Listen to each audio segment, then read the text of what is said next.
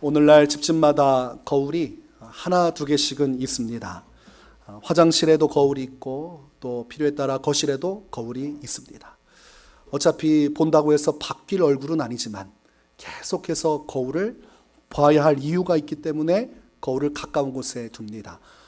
또 화장하기 위해서 또 화장대를 마련하면 거기에 있는 거울을 보고 또 그것도 그치지 아니하고 손거울을 들고 다니면서 시시때때로 항상 거울로 자신의 얼굴을 확인하지요.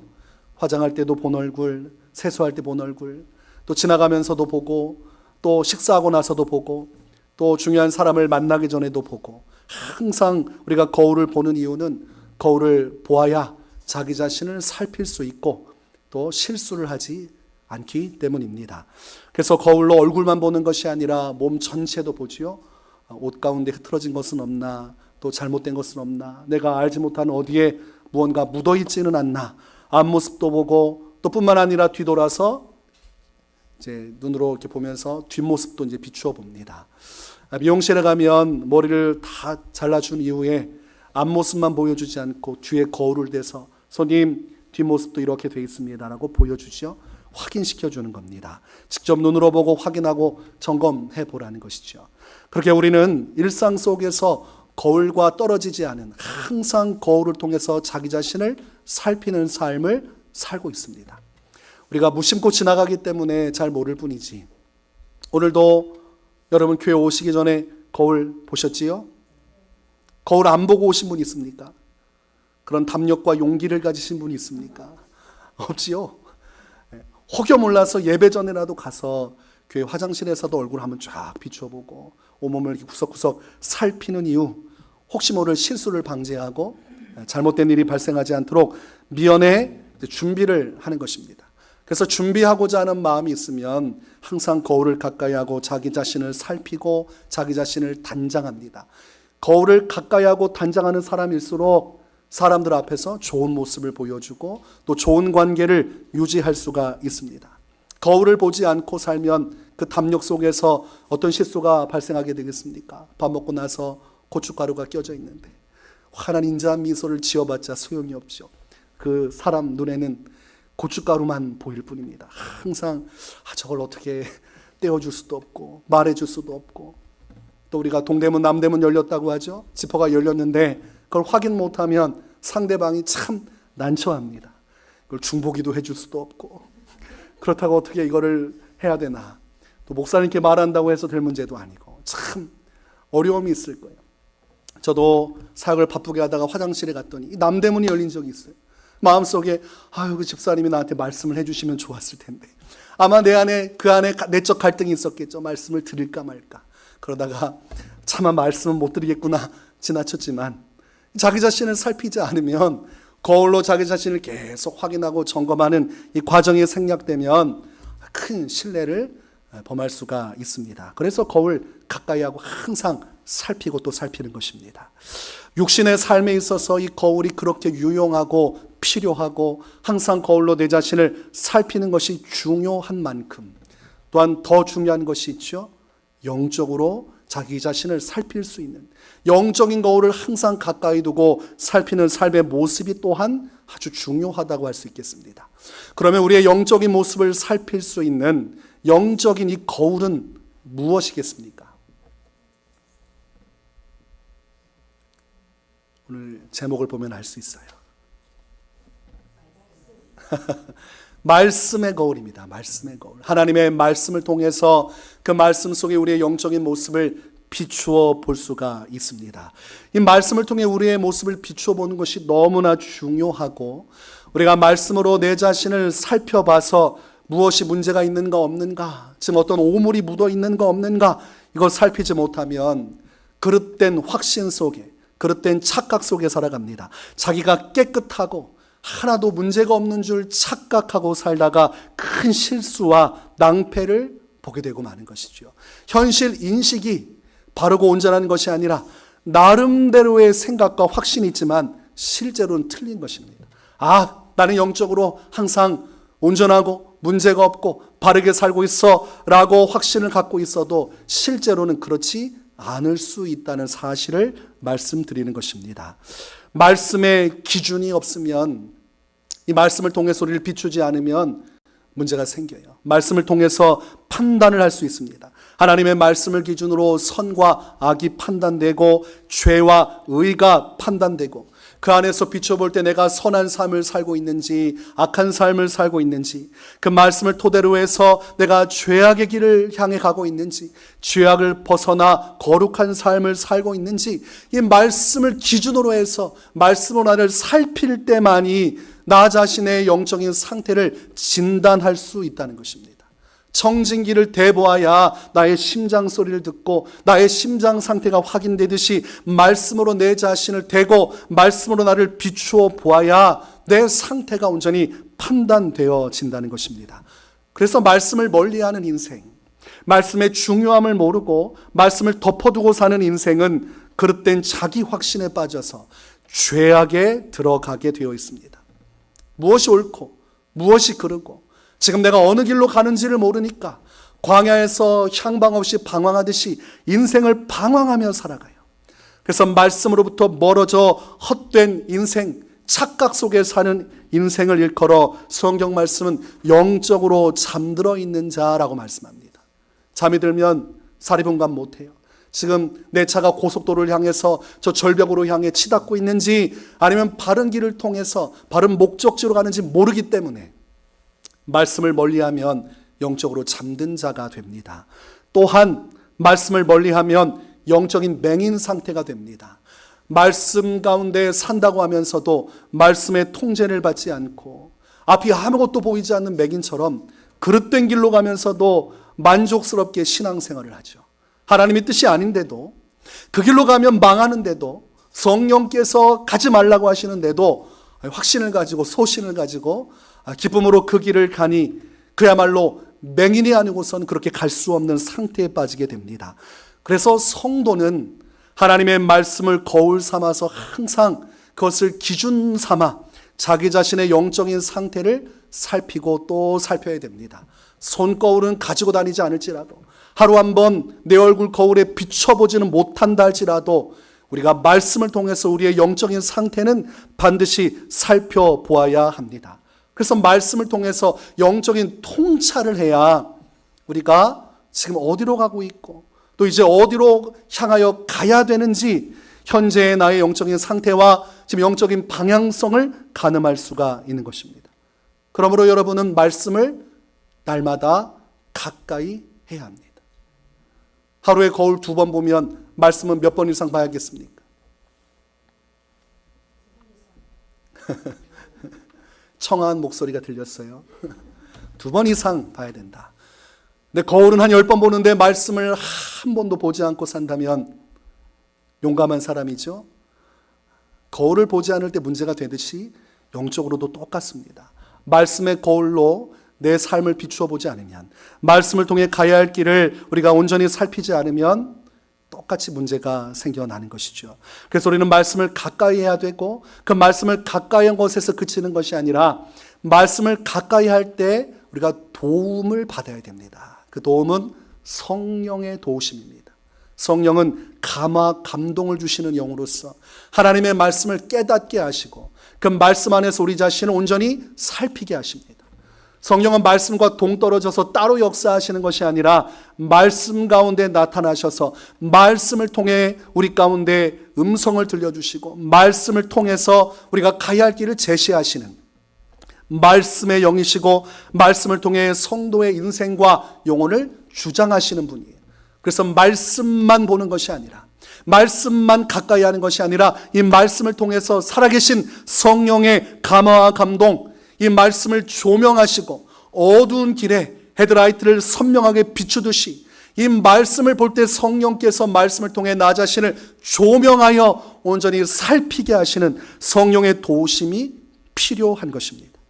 그래서 우리는 말씀을 가까이 하고 또 말씀을 볼 때 성령의 도우심을 간절히 갈망하는 심령이 되어야 합니다.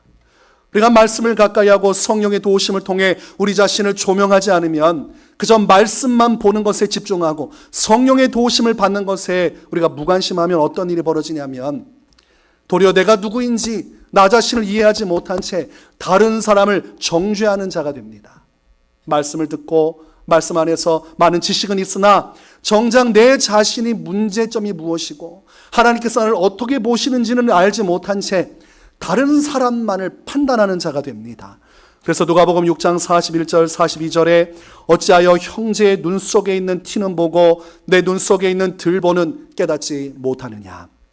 너는 내 눈 속에 있는 들보를 보지 못하면서 어찌하여 형제에게 말하기를 형제여 나로 내 눈 속에 있는 티를 빼게 하라 할 수 있느냐. 외식하는 자여 먼저 내 눈 속에 있는 들보를 빼라. 그 후에야 내가 밝히 보고 형제의 눈 속에 있는 티를 빼리라. 성령의 도우심을 통해 조명하지 않으면 어리석은 자가 됩니다. 나 자신은 보지 못한 채 다른 사람만을 정죄하고 비난하는 그런 사람이 되는 것이지요. 그래서 우리가 말씀을 가까이 하는 것만으로 충분하지 않고 그 말씀 속에 역사하시는 성령의 도우심을 받아서 내 자신이 어떠한지를 분명히 깨닫는 그런 은혜의 자리까지도 가야 하는 것입니다. 그래서 여러분 말씀 볼 때, 우리가 말씀을 성경으로 읽을 때, 또한 말씀을 선포되는 목회자의 말씀을 통해 들을 때 항상 우리가 마음속에 가지고 있어야 할 기도의 중심이 있어요. 성령님, 오늘 이 말씀을 통해서 이 말씀 속에서 나 자신을 온전히 살필 수 있는 성령의 조명하심, 성령의 감화감동의 역사로 함께해 주시옵소서. 이 말씀이 단순한 지식이나 성경적인 가르침에 그쳐 흘러가는 것이 아니라 이 말씀을 통해 내가 어떠한 사람이고 어떠한 심령으로 주 앞에 서 있고 어떠한 길로 가고 있는지 나 자신을 온전히 살필 수 있도록 이 말씀 속에 성령님 역사해 주시옵소서. 이런 기본적인 성령의 은혜를 향한 갈망을 가지고 말씀 앞에 서야 그 말씀이 살아있는 말씀이 되고 생명의 말씀이 되고 말씀 속에 나 자신을 온전히 살필 수 있는 상태에 이르게 됩니다. 이단들도 말씀 열심히 봅니다. 정말 중요한 것은 성령의 조명하심을 온전히 받아 누리는 것, 그래서 그 말씀 앞에서 나 자신을 살피는 그 길에 서는 것 참 중요한 것입니다. 어떤 분들은 말씀 보기를 부담스러워하는 분들이 있어요. 말씀과 대면하는 것이 부담스러워요. 왜냐하면 말씀을 보면 말씀 속에서 나 자신이 비추어 오는 것이죠. 한마디로 얼굴에 떡볶이 국물이 잔뜩 묻어 있는데 거울을 봐야, 직시해야 내가 어디에 어떻게 국물이 묻었는지를 알고 닦을 거 아닙니까? 그런데 말씀을 멀리한 사람은 내 자신의 죄악이 말씀 속에 드러나는 것이 부담스러워요. 참으로 어리석죠? 떡볶이 국물이 내 얼굴에 묻었다는 사실을 거울 통해 인지하는 것 자체가 부담스러우면 계속 떡볶이 묻히고 산다는 거 아닙니까? 봐야 닦을 거 아닙니까? 봐야 제대로 이 문제가 해결되지 않겠습니까? 근데 말씀 앞에 서기를 부담스러워서 주저하는 사람들은, 이 말씀과 대면하기를 거부하는 사람들은 자기 자신을 온전히 살피지를 못해요. 나의 죄인됨이 자꾸 말씀 속에 들추어지니 불편한 겁니다. 그냥 말씀을 덮어두면 나는 괜찮은 사람이에요. 말씀을 덮어두면 그럭저럭 내가 생각할 때 내 환경과 상황에서 이렇게 신앙생활하는 것도 참 다행이라고 여겨지는데, 말씀을 열어서 예수님의 말씀으로 자신을 비추어 보면 문제가 심각한 것이 드러나니 말씀을 덮어버리는 것입니다. 그래서 말씀에 닫힌 자세, 말씀에 적극적이지 않은 거부하는 자세로 서게 되면 말씀 속에서 성령의 조명을 받을 길도 없고 그 안에서 말씀으로 자기 자신을 살필 수가 없습니다. 그래서 우리가 말씀 앞에 설 때 성령의 도우심을 간구하며 가지고 있어야 할 마음은 열린 마음입니다. 이 말씀 앞에 서고자 하고 이 말씀을 통해 주님의 가르치심을 받고 성령의 조명하심을 받고자 하는 열려진 마음의 자세가 있어야 성령께서 마음껏 역사하시고 그분이 역사할 때 그 감동을 받아서 우리가 말씀에 순종하는 길로 갈 수가 있는 것입니다. 요한계시록 3장 20절 말씀을 보면 볼지어다 내가 문 밖에 서서 두드리노니 누구든지 내 음성을 듣고 문을 열면 내가 그에게로 들어가 그와 더불어 먹고 그는 나와 더불어 먹으리라고 말씀하셨습니다. 문은 누가 열어야 합니까? 내가 내 마음의 문을 나의 자유의지를 가지고 열 때에야 예수님께서 들어오시는 겁니다. 예수님은 곧 말씀이시라 하나님의 말씀이 내 안에 들어와 역사하시고 내 자신을 그 말씀 속에 성령이 조명하시고 나 자신을 온전히 깨우치게 하는 이 놀라운 역사는 내가 내 마음의 문을 활짝 열고 그 말씀 앞에 설 때야 비로소 말씀이 들어와 역사하시고 그 안에서 나 자신을 깊이 통찰하시고 조명하시는 하나님의 역사하심을 온전히 깨닫고 그 깨달음 속에서 온전히 말씀에 순종하고 회개하여 바르게 가는 믿음의 길로 갈 수가 있는 것입니다. 여러분은 말씀을 가까이 하십니까? 말씀을 볼 때 성령의 도우심을 구하십니까? 그 말씀을 대할 때 열린 마음으로 그 말씀을 어떤 말씀이든 내가 피하지 않고 그 말씀 앞에 서리라. 그런 열린 마음으로 말씀 앞에 나아가고 있습니까? 요한계시록 3장 14절에서 22절 말씀을 보면 예수님께서 라오디게아 교회를 향해서 말씀을 하십니다. 그 중에서 15절과 16절을 보면 이런 말씀을 하십니다. 내가 내 행위를 아노니 내가 차지도 아니하고 뜨겁지도 아니하도다. 내가 차든지 뜨겁든지 하기를 원하노라. 내가 이같이 미지근하여 뜨겁지도 아니하고 차지도 아니하니 내 입에서 너를 토하여 버리리라. 예수님을 믿는다고 고백하고 교회 와서 신앙생활을 하는데 그의 행위, 신앙생활하는 모습을 하나님이 살펴봤더니 하나도 열심이 없고 그럭저럭 교회만 가끔 왔다 갔다 하는 모습이 이 라오디게아 교회 성도들의 모습이었습니다. 그 모습을 예수님이 그래, 그럴 수 있어 라고 말씀하셨으면 넘어갈 수 있는 말씀이에요. 그런데 우리가 16절의 끝에 보면 내 입에서 너를 토하여 버리리라고 되어 있어요. 토하면 몸속에 들어갈 수 있습니까? 없습니까? 예수님이 토하면 천국에 들어갈 수 있습니까? 없습니까? 예수님이 토한 자가 천국에 들어가면 그게 천국일 수가 없죠. 예수님께서는 경고하는 거죠. 너 이렇게 신앙생활하면, 믿는다고 말을 하면서 너의 삶이 지금과 같이 하나님의 말씀에 순종하는 열심을 품고 순종의 길로 가지 아니하고 회개하지 않고 이런 식으로 살면 결과적으로 너는 토하여질 수밖에 없다. 미래적인 경고를 하셨어요. 그러므로 이 말씀은 회개를 촉구하는 것이죠. 그래서 이어진 말씀에도 그게 연결되어 흘러갑니다. 17절에서 19절 말씀을 보면 예수님께서 라오디게아 교회 성도들을 영적으로 진단을 하십니다. 내가 말하기를 나는 부자라. 부요하여 부족한 것이 없다 하나 내 곤고한 것과 가련한 것과 가난한 것과 눈먼 것과 벌거벗은 것을 알지 못하는도다. 이 17절 말씀을 보면 예수님이 보시는 것과 라오디게아 교회 성도들이 자기 자신을 보는 관점이 일치합니까? 일치하지 않습니까? 일치하지 않죠?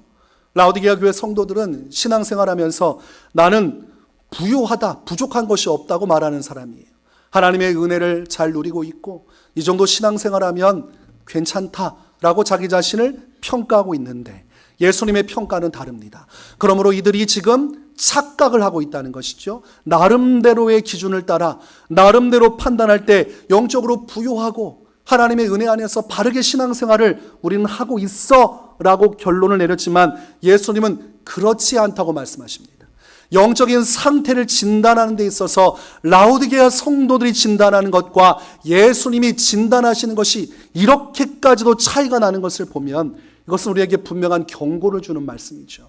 내가 확신하는 것이 진리가 아닐 수 있다는 것이죠. 내가 내 신앙생활 괜찮다고 이 정도면 충분하다고 하는 기준이 예수님의 기준에 미치지 못할 수가 있음을 말씀하는 것입니다. 그래서 이어진 18절 말씀을 보면 이어진 말씀 내 곤고한 것과 가련한 것과 가난한 것과 눈먼 것과 벌거벗은 것을 알지 못하는도다. 내가 너를 권하노니 내게서 불로 연단한 금을 사서 부요하게 하고 흰옷을 사서 입어 벌거벗은 수치를 보이지 않게 하고 안약을 사서 눈에 발라 보게 하라. 물은 내가 사랑하는 자를 책망하여 징계하노니 그러므로 내가 열심을 내라 회개하라. 지금 라오디게아 교회 성도들은 예수님이 볼 때 곤고한 상태이고 가련한 상태이고 가난한 상태이고 눈멀어 있는 상태이고 벌거벗은 상태입니다. 최악이죠.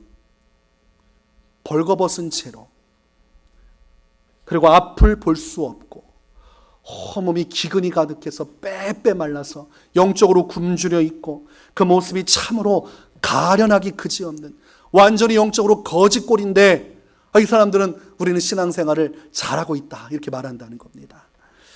예수님께서 보시는 눈으로 나 자신을 볼 수 있었다면 이들이 자기를 부자고 부요하고 영적으로 충만함 가운데 살고 있다고 착각했겠습니까?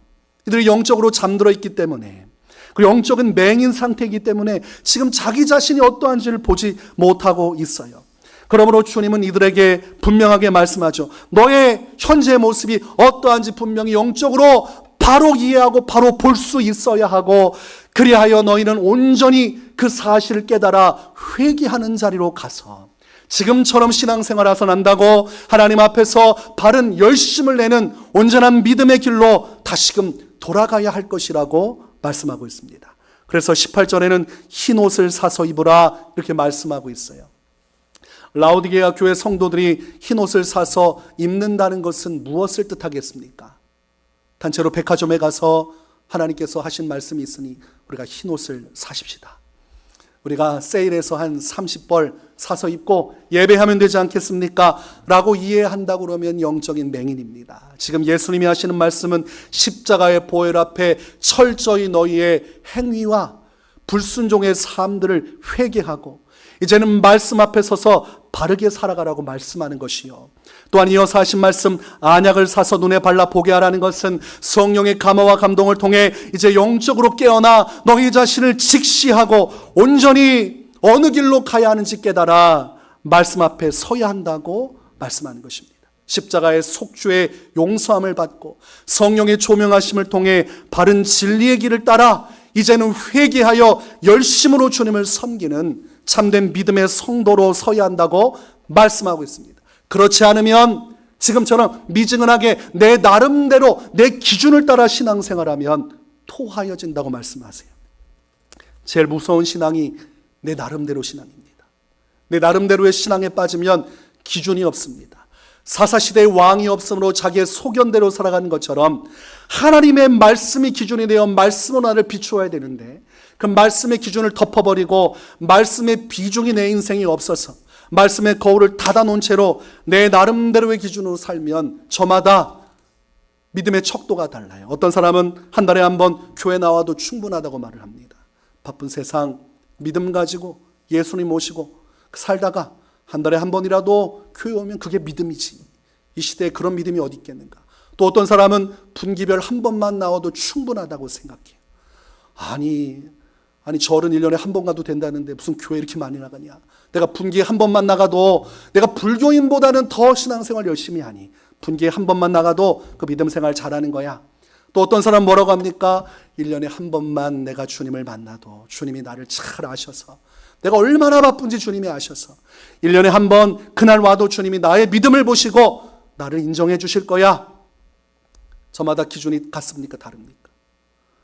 나중에 어떻게 합니까? 교회 굳이 나가지 않아도 내가 집에서 온라인으로 예배하고 스스로 신앙생활 해도 하나님은 나의 믿음을 보시고 괜찮다고 하실 거야. 어떤 분들은 온라인 예배도 안 해요. 그래서 물어보면 주님이 항상 내 안에 계십니다.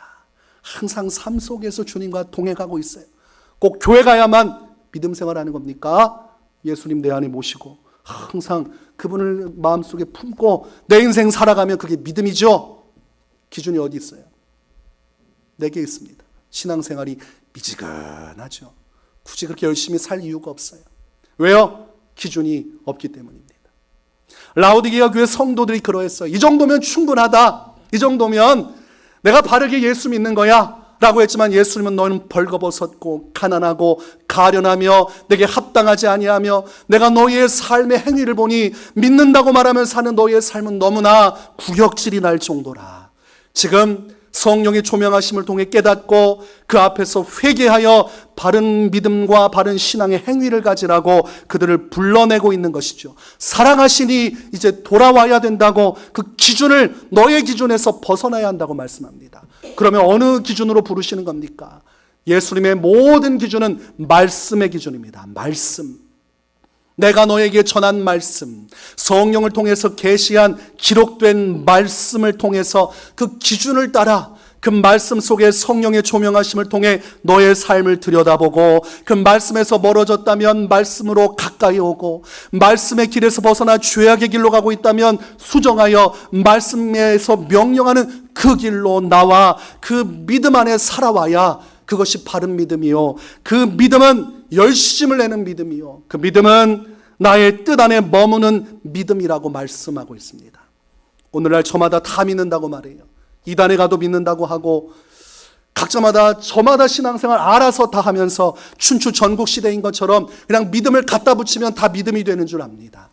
성경에서 말씀하는 믿음의 기준을 따라 살아가야 믿음인데, 예수님의 말씀을 벗어나 놓고도 내가 믿음이라고 여기면 믿음이라고 착각을 합니다. 그렇게 내 기준을 따라서 내 멋대로 신앙생활하고 거기에 믿음을 접목시킨 사람들은 마태복음 7장 23절 말씀처럼 내가 너희를 도무지 알지 못하니 불법을 행하는 자들아 내게서 떠나가라 하리라는 판결을 받게 되어 있습니다. 예수님을 믿는다고 말하고 신앙생활도 하고 제법 직분도 받고 또 때로는 은사도 받아서 귀신도 쫓아내고 선지자 노릇하며 사람들에게 설교도 했는데, 정작 내 나름대로 신앙생활하고 말씀을 기준으로 살지 않고 가다 보니 주님께서 너는 나와 상관이 없다는 판결을 내리신다는 것입니다. 그래서 믿음이라는 것은 하나님의 말씀에 근거한 믿음이어야 하고, 성경에서 가장 본질이 되는 말씀은 사복음서입니다. 하나님이시자 태초에 천지를 창조하셨던 하나님의 아들이시오 하나님이시오 전능하신 이신 예수 그리스도께서 이 땅에 오셔서 직접 하신 그 말씀을 기준으로 해서 서신서를 우리가 이해하고 요한계시록을 이해하고 그 안에서 구약 시대의 그 믿음의 길들을 우리가 분별해서 받아들이는 것입니다.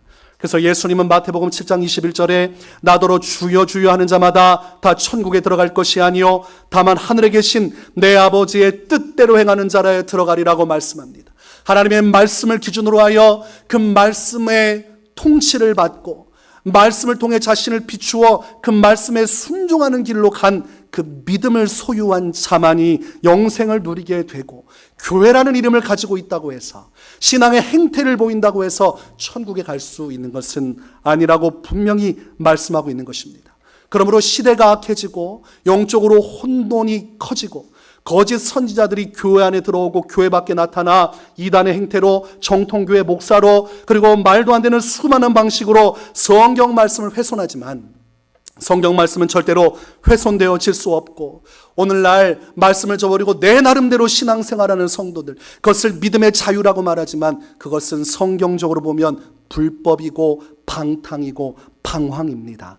하나님의 말씀을 통해서 훗날에 우리가 심판받을 것이기에 성도는 오늘 신앙생활을 말씀을 기준으로 해서만 살아가야 하고, 그렇기 때문에 내 자신을 말씀으로 살펴서 말씀 앞에 내가 어떠한지를 분명히 깨닫지 않고는 방향을 잃기 때문에 그릇된 믿음의 길로 가게 되어 있습니다. 요한복음 12장 48절 나를 저버리고 내 말을 받지 아니하는 자를 심판할 이가 있으니 곧 내가 한 그 말이 마지막 날에 그를 심판하리라. 예수님이 하신 말을 기준으로 마지막에 심판이 이루어집니다. 그렇다는 것은 오늘 내 생활의 기준, 나의 믿음의 기준은 예수님의 말씀 안에 있어야 되고, 철저히 말씀을 가까이 해서 그 말씀을 통해 성령의 인도하심을 받아야만 하고 그 말씀에 머무는 인생을 살아야 되는 것이죠. 여러분, 세상에서 가장 중요한 것이 무엇입니까? 생명이죠. 영원한 생명. 내가 영원한 생명을 얻는 것 정말 중요합니다. 마가복음 8장 36절 사람이 만일 온 천하를 얻고도 자기 목숨을 잃으면 무엇이 유익하리요? 여러분, 수십 채의 아파트를 가지고 수많은 통장 잔고를 가지고 있으면 무엇합니까? 자기 목숨 잃으면 아무 소용없습니다. 우리가 이 말씀을 가까이 하고 말씀으로 나를 항상 살펴야 하는 것은 이 말씀이 곧 우리의 영혼의 구원과 직결되어 있기 때문입니다. 예수님의 말씀을 따르지 않는 자는 부적합하다고 말씀하셨고, 마태복음 7장 13절과 14절에 좁은 문으로 들어가라 멸망으로 인도하는 문은 크고 그 길이 넓어 그리로 들어가는 자가 많고 생명으로 인도하는 문은 좁고 길이 협착하여 찾는 자가 적음이라 하셨습니다. 생명의 길은 좁은 문, 좁은 길이라서 협착해서 사람들이 찾지 않는다고 되어 있어요. 저기로 가는 건 너무 힘들어. 저기 가면 고생길이 열려. 나는 저 길로 가지 않을 거야. 그래서 생명을, 구원의 영생을 얻고자 하면서도 그 길로는 가지 않고 넓은 길로 간다고 되어 있어요. 근데 넓은 길로 가면 구원을 받을 수 없습니다. 그리고 좁은 길로 가야 하는데 좁은 문, 좁은 길을 향해 가는 사람은 많습니까? 적습니까? 적어요. 구원받을 자가 많다는 말씀입니까? 적다는 말씀입니까? 적다는 말씀입니다. 예수님께로 향하는 사람들 중에서도 구원받는 자가 적다는 것입니다. 그러면 좁은 문, 좁은 길은 무엇입니까? 하나님의 말씀에 순종하는 길이 좁은 길이에요. 넓은 길은 무엇입니까? 예수님을 믿는다고 말하지만 그 말씀대로 살기를 거부하는 자들, 말씀 앞에서 나를 비추어 보지 않고 말씀을 덮어놓고 믿음이라는 이유로 복음이라는 그것을 가지고 와서 내 멋대로 살아가는 자들이 넓은 길로 가는 사람입니다. 괜찮지 않아요? 한 달에 한 번 교회 나와도? 기도생활 꼭 할 필요 있습니까? 예수 믿는데, 은혜로 구원받는데 기도생활 그리 중요해요? 기도 못하면 못하는 거고 좀 힘들게 살면 되고 헌금만 안 해도 되잖아요. 있으면 하고 없는 건 없는 거지. 1년에 한 번 교회 온다고 해서 사랑의 하나님이 우리 버리시겠습니까? 이런 식으로 나가면 끝도 없어요. 그 기준은 말씀이 없는 것이, 말씀이 그 사람을 통치하지 않고 말씀을 거부하는 사람이고 성령의 음성을 듣지 않는 사람입니다. 성령의 음성을 듣지 못해서 이스라엘 백성들이 40년간 광야 생활하다가 광야에서 망했다고 고린도전서가 분명하게 예시적으로 말씀하고 있고, 오늘날 성령의 음성이 들리거든 그 음성에 반드시 순종하라고 말씀하셨습니다. 예수님을 믿는 자에게 임하셔서 그의 인생을 이끄시는 성령님, 말씀 안에서 역사하시고 말씀을 깨닫게 하사 말씀으로 나를 조명하심으로 나의 모습을 비추어 순종의 길로 이끄시는 그 성령의 역사하심 안에 부합해서 말씀으로 나를 비추어 성령의 뜻 안에 순종하는 길로 가야 그것이 좁은 문, 좁은 길이고 그 믿음이 참된 구원의 길이라 천국의 문이 환하게 열려지는 것입니다. 그러므로 성경 말씀 덮어놓고 신앙생활하면 죽을 길을 향해서 담대하게 찬송하며 가는 것이죠. 바로 앞에 절벽이 있는데 그것은 현실을 부정하고 나는 괜찮아, 나는 절대로 죽지 않아 라고 하면서 가지만 절벽 앞에 나아가서 발을 헛디디면 어떻게 됩니까? 죽어요. 말씀을 저버리고 내 나름대로 신앙생활하면 절벽에 떨어져 죽습니다. 라오디게아 교회 성도들의 신앙이 뜨거워지지 않았던 이유, 뜨거울 수 없었던 이유, 신앙의 행태는 있지만 마음의 열정이 식어버린 이유, 말씀을 덮어놔서. 말씀이 기준이 아니에요. 말씀의 통치를 받지 않으니 뭘 할 이유도 없고 하고 싶지도 않고 그저 세상적으로 돈도 많이 벌고 살만하니 이렇게 부유함을 누리면서 그냥 예수님 믿는다고 고백하면서 적당히 미지근하게 살아도 천국 갈 거라 착각했지만 예수님은 그 길은 믿음의 길이 아니라고 분명히 제시했습니다. 여러분이 라오디게아 교회 성도처럼 미지근하게 신앙생활하면 주님으로부터 토해집니다. 성령의 음성을 듣고 항상 우리는 말씀 앞에 서서 그 성령께서 조명하시는 말씀 속에 내가 잘 살고 있고 아니면 잘못 살고 있고 지금 내가 얼마나 그릇됐는지 안 됐는지 말씀 속에 깨달아 철저히 회개하고 말씀의 길로 돌아와 그 말씀의 인도함을 받는 길로 가야 됩니다. 그 신앙은 뜨거울 수밖에 없어요. 말씀 속에 통치를 받는 신앙은 열정이 있습니다. 열심히 신앙생활합니다. 열심히 기도합니다. 열심히 전도합니다. 하나님의 나라와 영광을 위해 살아가요. 세상 재물보다 하나님을 더 사랑해야 한다는 말씀 앞에 서므로 내가 재물을 사랑하는가, 하나님을 사랑하고 있는가, 내가 지금 재물을 위해 내 인생을 소비하고 있는지, 하나님을 위해서 재물을 버는 것인지 이 말씀 속에 성령을 통해 나의 심령을 분별하는 것이죠. 그래서 내가 재물을 사랑한다고 판단되면 재물을 내려놓고 하나님 말씀의 길로 가는 것이에요. 그러니 재물이 나의 신앙을 막을 수 없어요. 더 뜨거운 마음으로 주님의 나라를 위해 가고 성령 안에서 나를 계속 비추어 봄으로 말씀의 틀 안에서 주님의 명하신 길로 가므로 성령의 충만한 은혜와 하나님의 돌보심과 인도하심, 그것이 그 사람의 심령을 충만하게 붙듦으로 그 안에 많은 열매가 맺힘으로 30배, 60배, 100배의 결실을 맺는 것입니다. 시편 1편 1절과 2절 복 있는 사람은 악인들의 꾀를 따르지 아니하며 죄인들의 길에 서지 아니하며 오만한 자들의 자리에 앉지 아니하고 오직 여호와의 율법을 즐거워하여 그의 율법을 주야로 묵상하는도다. 복 있는 사람은 하나님의 말씀을 가까이 하고 그 말씀을 읽고 묵상하고 그 안에 성령의 역사하심을 통해 내 삶을 조명하고 그 앞에서 회개할 것은 철저히 회개하고 하나님께서 원치 않는 악인들의 꾀도 따르지 아니하고 죄인들의 길로도 가지 아니하고 오만한 자들의 자리에도 앉지 않고 내게 명하신 주의 말씀을 따라 살아가니 시냇가에 심은 나무가 시절조차 과실을 맺듯이 그의 인생 속에 하나님의 충만한 은혜가 함께 하시고 선하신 인도하심, 그분의 자비하심이 항상 함께하여 주시는 것입니다. 로마서 10장 17절 그러므로 믿음은 들음에서 나며 들음은 그리스도의 말씀으로 말미암았느니라. 항상 성령의 도우심을 받아 말씀 앞에 서셔야 합니다.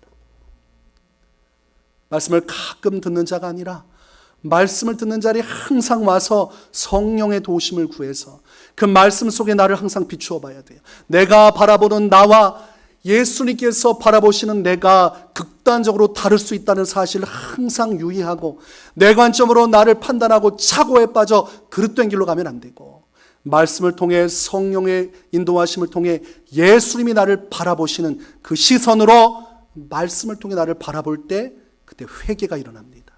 내 마음이 찢어질 듯이 아프고 내가 주님으로부터 얼마나 멀어졌고 얼마나 미지근한 신앙생활을 하고 내가 성령의 인도하심을 거부하고 내 멋대로 살아가고 있다는 것을 깨닫게 될 때 회개가 일어나므로 예수님의 속죄를 통해 의의 옷을 입고 성령의 감화감동 속에 이제는 바른 것을 분별하여 이 말씀을 붙들고 생명의 길로 나아가니 그것이 바로 성경이 말씀하는 믿음입니다. 그 믿음 아니고는 천국에 못 들어가요. 마태복음 3장 2절 회개하라 천국이 가까이 왔느니라. 말씀의 시대 여러분 말씀으로 여러분 자신을 항상 살피셔야 합니다. 말씀 덮어놓고 믿음으로 사는 거라고 말하면 이미 미혹은 시작됐습니다.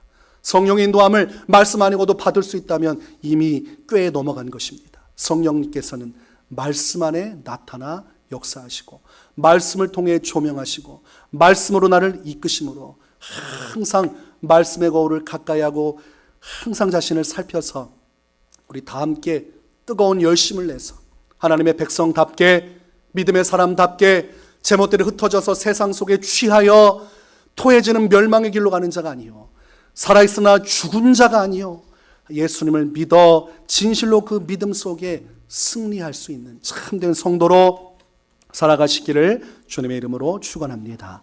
우리 함께 찬양하겠습니다.